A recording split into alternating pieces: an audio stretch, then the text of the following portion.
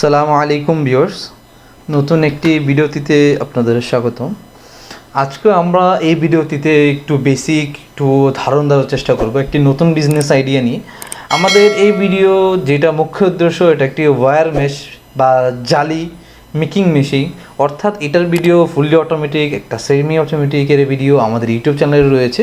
এটি আরেকটু সেমির ভিতরে আরেকটু সেমি অটো, যারা একটু আরও কম প্রাইসে যাচ্ছেন কিন্তু গুড কোয়ালিটির ভালো প্রোডাক্ট, সেই মেশিনটা নিয়ে আজকে একটু ধারণা দিব।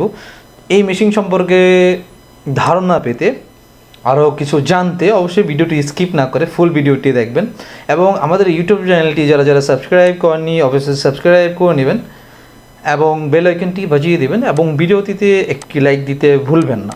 ধন্যবাদ।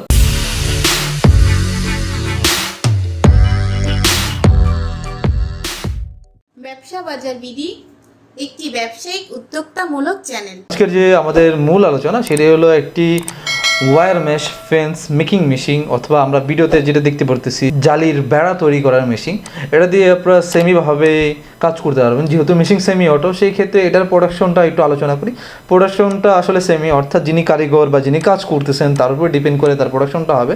ভিডিওটিতে আমরা যেভাবে দেখতেছি কাজটা ঠিক সেম হুবহু হবে এবং এটার যে হর্স পাওয়ার বা এইচপি আমরা যেটাকে বলি, এটা 3 থাকবে। অর্থাৎ কিছু জিনিস বলে দিই, কিছু কিছু জিনিস আপনার রিকমেন্ড অনুযায়ী কাজ হয়ে থাকবে, যেরকম ফেজ 1 এবং 3 দুটোটাই হয়ে থাকে। এবং এটা টেবিল সাইজটা বলি, টেবিল সাইজটা 8 ফিট হয় এবং অন্যান্য যে ইনফরমেশন আমরা ইনশাল্লাহ নেক্সট ভিডিওটিতে দিয়ে দিব।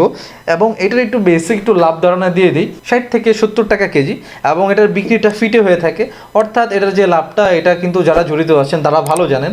বা আদার্স বিস্তারিত জানার জন্য অবশ্যই আমাদের নেক্সট ভিডিও পার্ট 2-তে আসবে। আশা করছি আজকের এই শর্ট ভিডিওটিতে আপনাদেরকে মোটামুটি মেশিন কি এরকম হতে পারে এবং মেশিনের কাজটা কিরকম দেখাতে পেরেছি। আরও একটি সতর্কবার্তা, আমাদের এই ইউটিউব চ্যানেলটিতে আপনারা মেশিন রেডি স্টক পাবেন না। মেশিন পেতে অবশ্যই আমাদের সাথে যোগাযোগ করতে হবে। মেশিন আমরা ইম্পোর্ট করে থাকি। আর অন্যান্য ইনফরমেশন পেতে আমাদের ডিসপ্লেতে দেওয়া ফোন নাম্বারটিতে যোগাযোগ করবেন। ধন্যবাদ। আসসালামু আলাইকুম।